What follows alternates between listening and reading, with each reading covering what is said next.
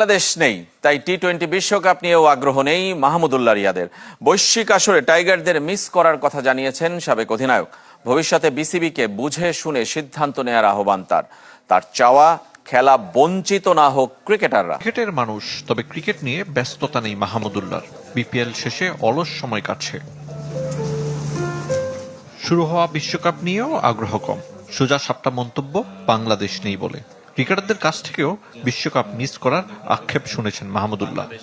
আমার টিম যদি না থাকে তাহলে আমার খুব একটা ওইরকম ইন্টারেস্টও কমে গেছে, টু বি অনেস্ট, আমি যদি বলি।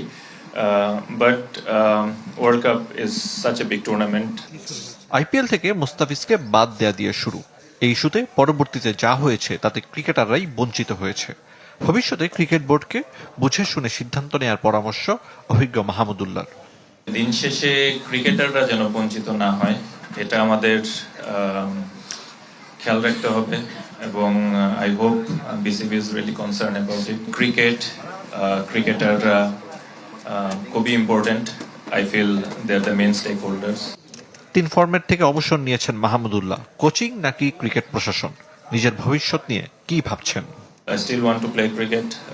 It all depends on my body, my fitness, my performance, and I hopefully I'll try to continue, inshallah. Dhaka premier লিগের জন্য ফিটনেস ধরে রাখতে চান মাহমুদুল্লাহ।